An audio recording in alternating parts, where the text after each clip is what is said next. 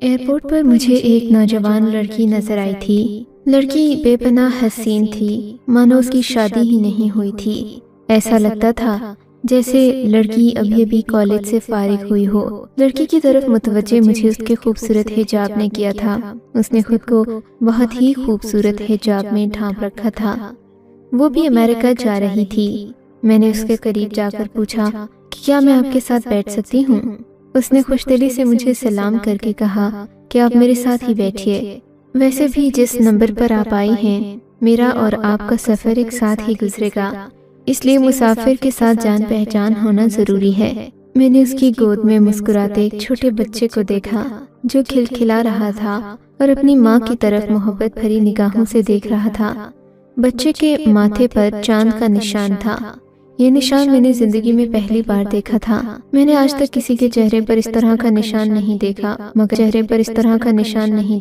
مگر یہ نشان بہت ہی نمایاں تھا اور ایسا لگ رہا تھا جیسے یہ پیدائشی ہو۔ میں نے اس بچے کی طرف دیکھ کر لڑکی سے پوچھا، اس کے بابا کہاں ہیں؟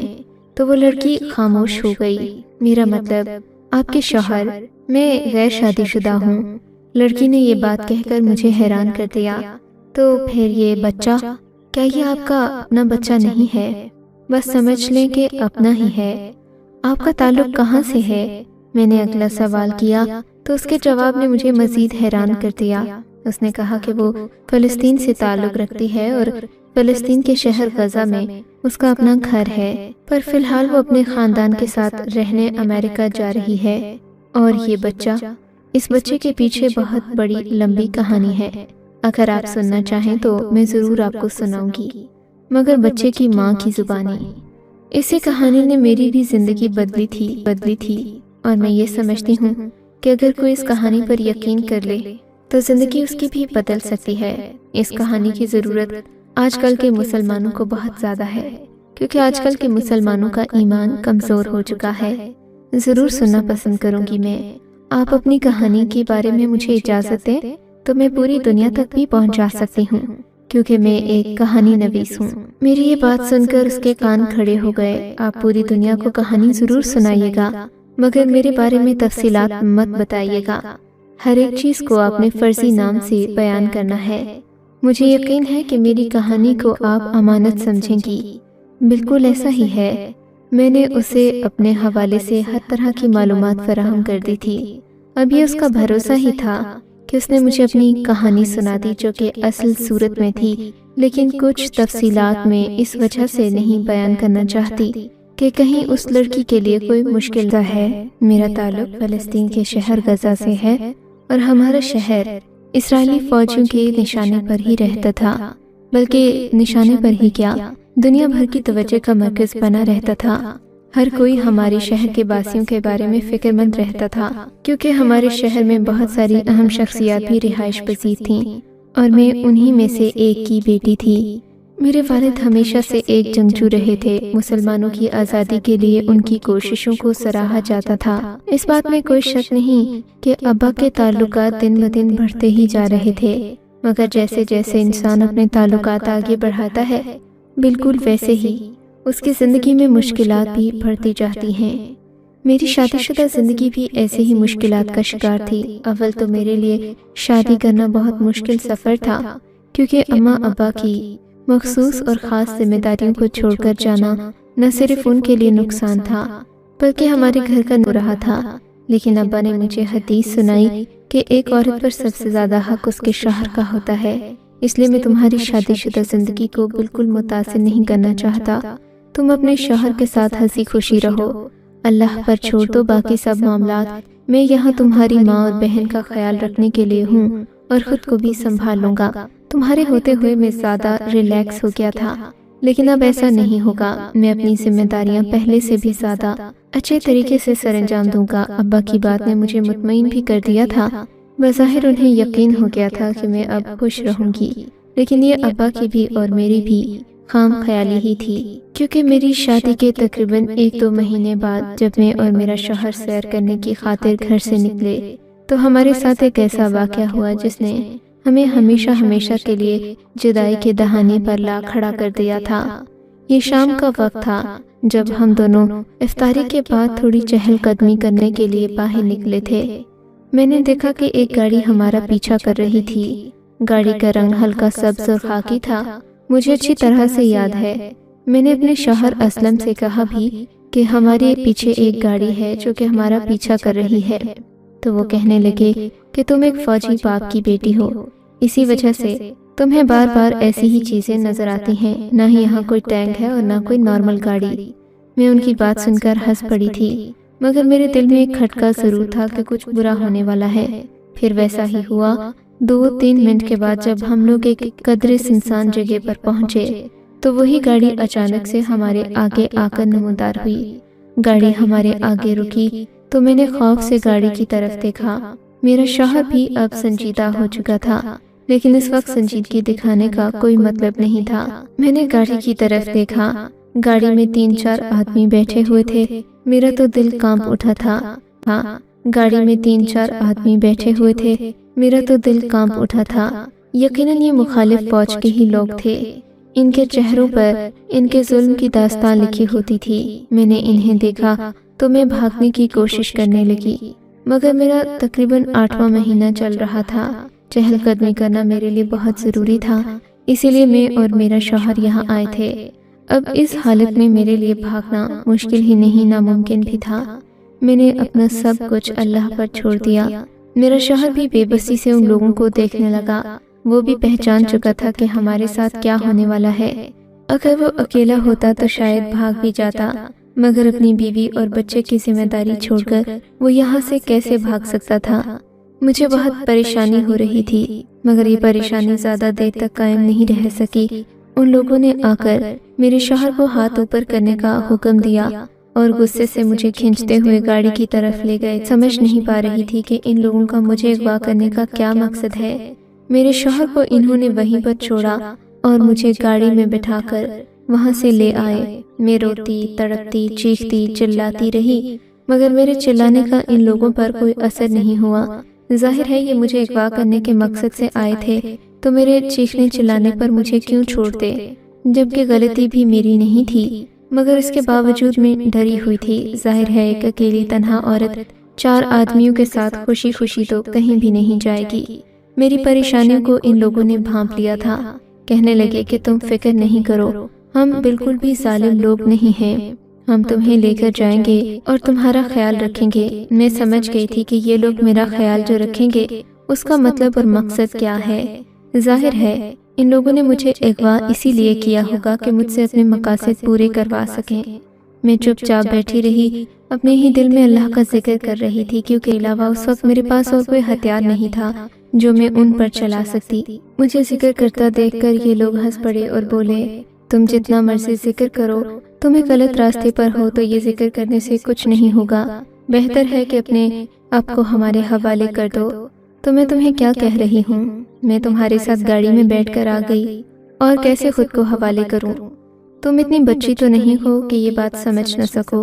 میرا مطلب ہے اپنے دل و دماغ کو ہمارے حوالے کر دو، ہم تمہیں دنیا کا قابل ترین اور عظیم ترین انسان بنا دیں گے۔ یہ تم کس گندگی میں پڑ گئی ہو، ان فضول کے چکروں سے نکل جاؤ۔ وہ 4 آدمی مجھے سمجھانے لگے، تم مجھے کیوں بتا رہے ہو کہ میں غلط راستے پر ہوں؟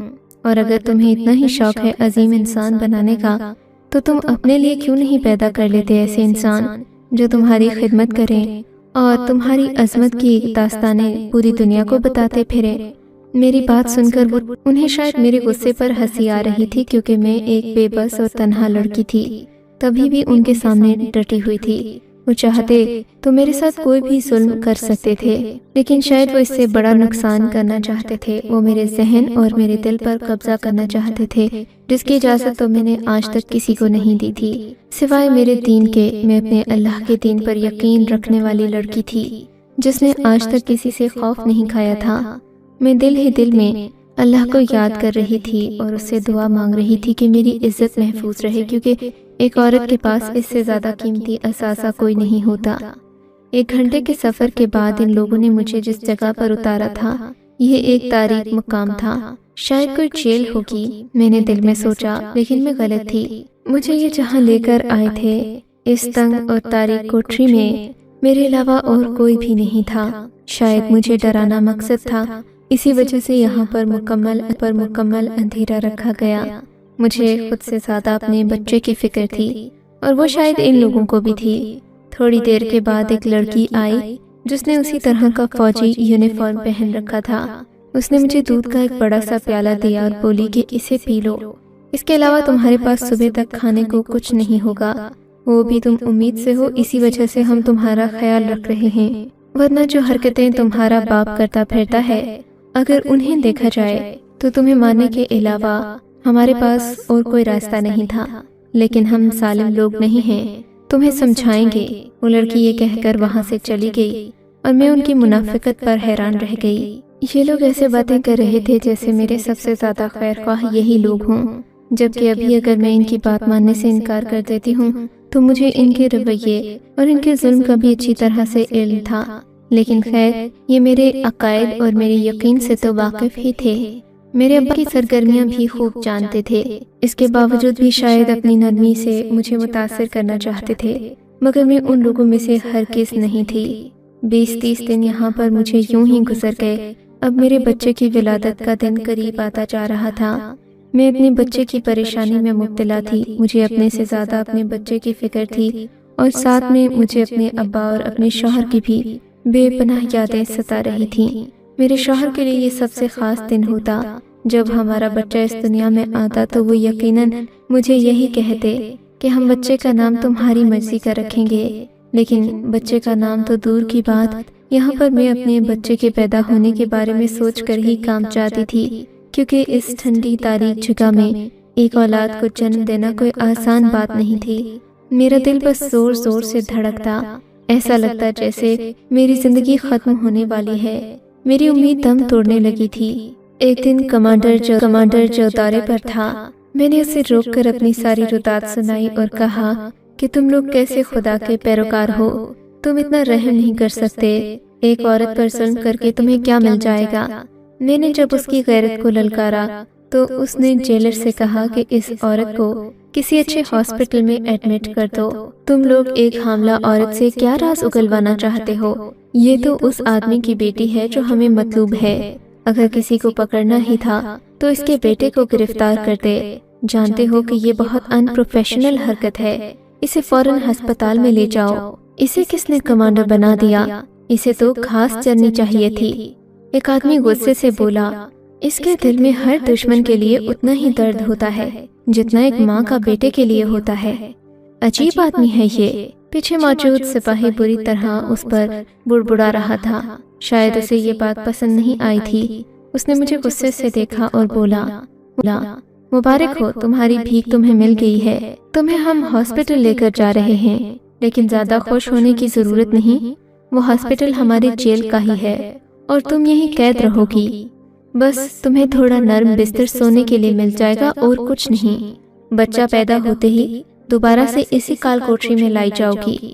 اس کے سخت انداز نے مجھے بالکل نہیں ڈرایا تھا، مجھے اس وقت اپنی آزادی سے زیادہ اپنے بچے کی فکر تھی جو اس دنیا میں بس آنے ہی والا تھا۔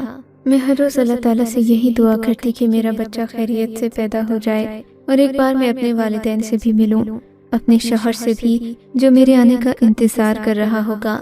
پتہ نہیں میرے یہاں سے نکلنے کے بعد میری دنیا کتنی بکھر چکی ہوگی، مگر میں بس اچھی امید کے ساتھ چل رہی تھی۔ وہ 4 ربیع الاول کا دن تھا جب میرے پاس ایک اسرائیلی فوجی آیا، اس کے چہرے پر رعونت بھی تھی اور بہت زیادہ نفرت بھی، شاید اسے ہم لوگ برے لگتے تھے، مگر وہ مجھے کچھ سمجھانے کے لیے آیا تھا۔ میرے سامنے بیٹھ کر کہنے لگا، دیکھو تم ہماری قید میں ہو، اس وقت تمہارے لیے سب سے بہترین راستہ یہی ہے کہ تم ہماری ساری باتیں مانو تاکہ ہم تمہارے رویے سے خوش ہو کر تمہیں اس کال کوٹری سے نکال دیں۔ تمہیں اگر ذرا بھی عقل ہے تو تم ہمارے راستے پر چلو، دیکھو تم نے جو کہا میں نے کیا، اب تم اور کیا چاہتے ہو؟ میں نے سر جھکا کر مظلوم بنتے ہوئے اس سے کہا تاکہ اس کی انا ہمارے درمیان نہ آ جائے۔ میں چاہتا ہوں کہ تم جو بچہ پیدا کرو گی اسے بالکل ہمارے راستے پر چلاؤ، وہ آخر بہادر نسل کا بچہ ہوگا تو ہمارے کام بھی آ سکے گا۔ تمہارا باپ بھی تو بہت بہادر ہے، تو گویا تم میرے باپ کی بہادری کی تعریف کر رہے ہو۔ میں نے اس سے پوچھا تو اس نے کوئی جواب نہیں دیا، شاید وہ نفرت میں بہت آگے بڑھ چکا تھا۔ دیکھو، میں تمہیں اسے یہودی بنانے کو نہیں کہہ رہا، کیونکہ یہودی بنتا نہیں، صرف پیدا ہو سکتا ہے۔ میں تو کہتا ہوں کہ تم بس اسے ایک اچھا انسان بنانا، اسے اس خطرناک راستے پر مت چلنے دینا کہ وہ آگے چل کر یہی باتیں کرے جو تمہارا باپ کر رہا ہے۔ ہم نے تمہیں اور کچھ نہیں سمجھانا، بس اتنا کہ اپنے بچے کو اپنے باپ جیسا مت بنانا۔ وہ بہت سارے انسانوں کے لیے خطرہ بن چکا ہے، اور مجھے ایسا لگتا ہے کہ تم اپنے باپ کو بہت پسند کرتی ہو، اس لیے میں تمہیں وارننگ دینے آیا ہوں کہ تم اپنے بچے کے بارے میں جو خطرناک خیالات رکھتی ہو وہ بدل دو۔ اس سرزمین پر پیدا ہونے والے ہر انسان کو پورا حق ہے کہ وہ ایک اچھا انسان بنے اور دوسروں کے لیے پرامن شہری ہو۔ وہ مجھے ایسے آنکھیں دکھا رہا تھا جیسے میں کوئی دہشت گرد ہوں، حالانکہ میں نے تو آج تک اپنے ہاتھ سے ایک چونٹی کی بھی جان نہیں لی تھی۔ کیا تم اپنے دفاع کے لیے بندوق نہیں اٹھاتے؟ بالکل اٹھاتا ہوں، بلکہ میں تو ایک فوجی ہوں، ایسا فوجی جو اپنی زمین کی حفاظت کرنا جانتا ہے۔ یہی کام جب ہم کرتے ہیں تو تم ہمیں دہشت گرد کیوں کہتے ہو؟ میں اپنے بچے کو دہشت گرد نہیں بناؤں گی، تم جیسا ہی بناؤں گی، لیکن اپنے لوگوں کے لیے، اپنی زمین کے لیے۔ دیکھو، تم ایک غلط راستے پر چل رہی ہو۔ چلو، اب تمہارا بچہ پیدا ہونے کا وقت ہے، تم اپنا بیٹا پیدا کرو اور ہمیں دے دو۔ اگر ہم میں زیادہ طاقت ہوئی تو ہم اسے اپنا لیں گے، اور اگر تم میں ہوئی تو تم اسے لے جانا۔ وہ سخت الفاظ کہتا وہاں سے چلا گیا۔ میں نے اس سے کچھ نہیں کہا تھا۔ اب بچے کی پیدائش کا وقت قریب آ چکا تھا۔ میرے سامنے ایک نرس تھی جو کہ شکل سے تو بہت رحم دل لگ رہی تھی، لیکن ظاہر ہے وہ میرے بچے کو آزادی تو نہیں دلوا سکتی تھی۔ میں کب بے ہوش ہوئی مجھے کچھ خبر نہیں۔ جب میری آنکھ کھلی تو مجھے اپنا وجود ہلکا محسوس ہوا۔ ظاہر ہے میرے بچے کا بوجھ میرے جسم سے کم ہو چکا تھا۔ میں نے ادھر ادھر خالی نظروں سے دیکھا، مجھے میرا بچہ کہیں نظر نہیں آیا۔ میں بےتاب نگاہوں سے ادھر ادھر دیکھنے لگی تھی۔ میں نے اس نرس کو دیکھا، وہ بھی وہیں کھڑی تھی۔ میرا بچہ کہاں ہے؟ اصل میں آپ کا بچہ پیدا ہونے پر رویا نہیں، تو ہم نے اسے ڈاکٹرز کے پاس بھیجا ہے۔ تم بچہ تبدیل کرنے کی کوشش بھی مت کرنا۔ میرے بچے کے ماتھے پر ہلکا سا چاند کا نشان ہے۔ خدا جانے یہ بات میرے منہ سے کیسے نکلی، جبکہ میں نے اپنے بچے کو اس سے پہلے دیکھا ہی نہیں تھا۔ وہ نرس مجھے پھٹی پھٹی آنکھوں سے دیکھنے لگی۔ تم نے تو بے ہوشی میں بچہ پیدا کیا، پھر تمہیں کیسے پتا کہ تمہارے بچے کے ماتھے پر نشان ہے؟ بس میں سب جانتی ہوں، میرا بچہ مجھے لا کر دو۔ وہ بڑی عجیب نظروں سے مجھے دیکھتی بے یقینی کے عالم میں وہاں سے نکل گئی۔ جب وہ واپس آئی تو اس کے ہاتھ میں وہ بچہ بھی تھا، اور ساتھ میں ایک آدمی بھی جو مجھے تھوڑی دیر پہلے بہت ساری باتیں سمجھا کر گیا تھا، میں ہی رکھا ہوا تھا۔ ساتھ ایک ڈاکٹر بھی تھی جو بچے کی پشت کو اچھی طرح رگڑ رہی تھی، مگر بچہ ابھی تک رویا نہیں تھا۔ بچے کے دل کی طرف خون کی روانی بڑھانے کے لیے یہ لوگ کبھی تو اسے ٹانگوں سے پکڑ کر ہوا میں معلق کر دیتے، تو کبھی اسے رگڑنے لگتے۔ یہ تب تک نہیں روئے گا جب تک اس کے کان میں اذان نہیں دی جاتی۔ میں نے کہا تو وہ آدمی ہنس پڑا۔ تم بے وقوف تو نہیں ہو؟ یہاں پر تم سے ماہر ڈاکٹر موجود ہیں، وہ تمہارے بچے کو دیکھ رہے ہیں۔ میری بات مان لو، تم اس کے کان میں اذان دے کر دیکھو، تم خود سمجھ جاؤ گے کہ میں سچ کہہ رہی ہوں یا جھوٹ۔ ساتھ کھڑے آدمی نے ایسا ہی کیا۔ وہ مسلمان نہیں تھا مگر اسے دنیا کی ہر زبان آتی تھی۔ اس نے میرے بچے کے کان میں اذان کے الفاظ کہنا شروع کیے تو بچہ یکدم رو پڑا۔ یہ اتفاقاً ہوا ہے۔ پاس کھڑا اسرائیلی متاثر ہونے کی بجائے مجھے غلط ثابت کرنے میں لگا ہوا تھا۔ اچھا، تو پھر تم اس کے کانوں میں میوزک لگا کر کیوں نہیں دیکھ لیتے؟ تمہیں خود سمجھ آ جائے گا کہ میں صحیح کہتی ہوں یا غلط۔ اس نے ایسا ہی کیا، اپنے فون سے ایک اچھا خوبصورت نوزائیدہ بچوں کو سنائی جانے والی خاص موسیقی نکالی اور اسے میرے بچے کے کان کے قریب کر دیا۔ میرے بچے نے ہاتھ پاؤں ہلانا شروع کر دیے، وہ بہت بے چین لگ رہا تھا۔ میں نے اسے دوبارہ بچے کے کان میں اذان دینے کو کہا۔ وہ پھر سے اذان دینے لگا تو نوزائیدہ بچہ خوشی سے ان کی طرف دیکھنے لگا جیسے وہ انہیں اپنا مسیحا سمجھ رہا ہو۔ یہ حال دیکھ کر اس آدمی نے میری طرف دیکھا اور کہنے لگا، میری اور تمہاری اور کوئی لڑائی نہیں تھی، ہماری لڑائی ایمان اور یقین کی ہے۔ تم جن باتوں پر یقین رکھتی ہو میں ان پر یقین نہیں کرتا۔ یقین کی لڑائی میں ہم ہتھیار نہیں لا سکتے، یہ تو دماغ کی دماغ کے ساتھ لڑائی ہے۔ جو کچھ آج میں نے دیکھا ہے تم دیکھ لینا، اگلے 15 سالوں میں ہم تمہارے ساتھ تمہارے ہی دماغ کے ذریعے لڑیں گے۔ میں نے اسے خوفزدہ ہو کر دیکھا۔ پہلی بات تھی جو میرے دل کو لگی تھی، ہم تمہارے بچوں کے ذہنوں کو بگاڑیں گے۔ یہ بچہ جو ایک ایمان والی ماں کی کوکھ سے پیدا ہوا ہے، جوان ہوگا تو یہ تمہارے باپ جیسا نہیں ہوگا۔ تم دیکھ لینا، اس بات پر میں تمہیں شرط لگا کر کہتا ہوں، ہم اسے تبدیل کرنے میں کوئی فرق نہیں چھوڑیں گے۔ ہمارا سب سے بڑا ہتھیار ہمارا موبائل فون ہے۔ ہم جیسی چیزیں چاہیں تمہاری نسلوں کو دکھا سکتے ہیں، اس لیے اب ہم تم جیسوں کو کبھی قید نہیں کریں گے۔ اب ہم اپنی لڑائی کو لڑنے کے لیے مختلف ہتھیار استعمال کریں گے، اور تم دیکھ لینا ہم ایسی فوج تیار کریں گے جو پیدا تمہاری ہی مائیں کریں گی، لیکن ہم انہیں اندھا کر دیں گے۔